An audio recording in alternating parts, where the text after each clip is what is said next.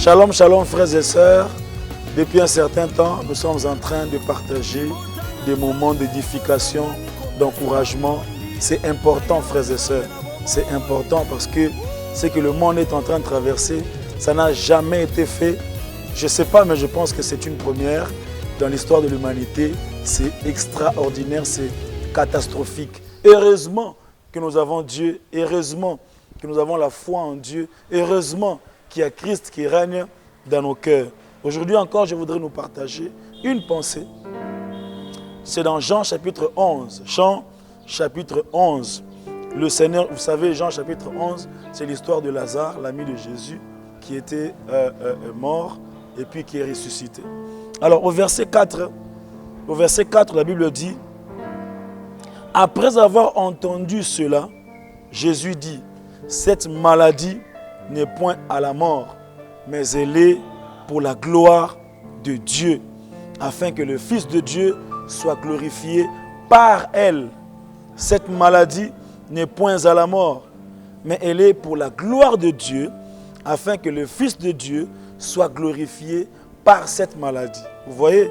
C'est-à-dire, l'homme est en train de souffrir, il est malade, mais Dieu le permet pour sa gloire. Je voudrais, pendant ces quelques minutes, nous partager sur comment traverser un temps difficile, un temps de crise. Quelle attitude adopter pendant les moments difficiles?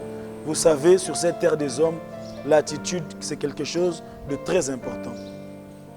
Nous pouvons tous être dans un moment difficile, mais c'est notre attitude face à ce problème qui fait la différence. Même en médecine, on dit que l'attitude même du malade collabore avec le médecin.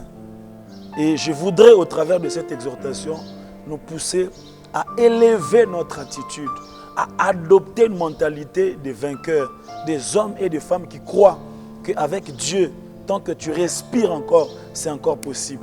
Et le Seigneur Jésus dit, cette maladie n'est pas la mort. J'aimerais dire à quelqu'un, cette maladie n'est pas la mort. Ce problème n'est pas la mort. Cette difficulté, ce n'est pas pour t'enterrer. Même si ça a traversé ta famille, ça ne te touchera pas. Même si ça a traversé ton quartier, ça ne t'atteindra pas. Même si tu l'as déjà dans ton corps et qu'on t'a déjà dépisté, c'est possible que tu fasses partie de ceux qui étaient guéris.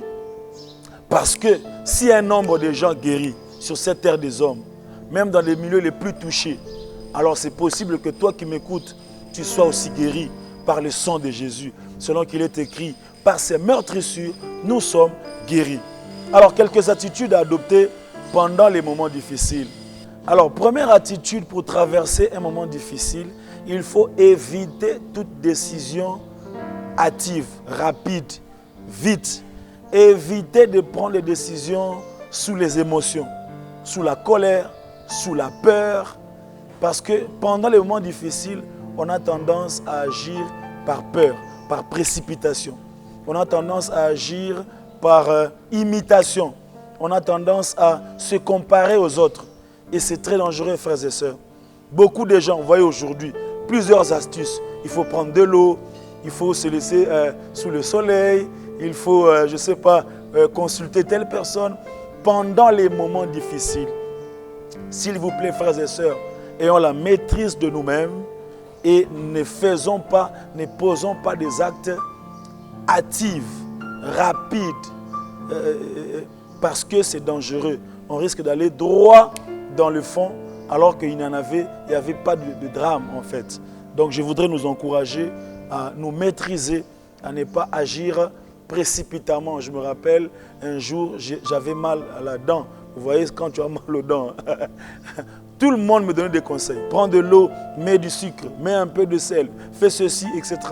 Donc je voudrais conseiller à chaque enfant de Dieu de souffle de vie, mais également de partout. Ne plongeons pas dans des mouvements de masse. Maîtrisons-nous, contrôlons-nous, respectons les règles d'hygiène. Quelque chose va se passer. La deuxième chose, pendant les temps de crise, quelle attitude adopter?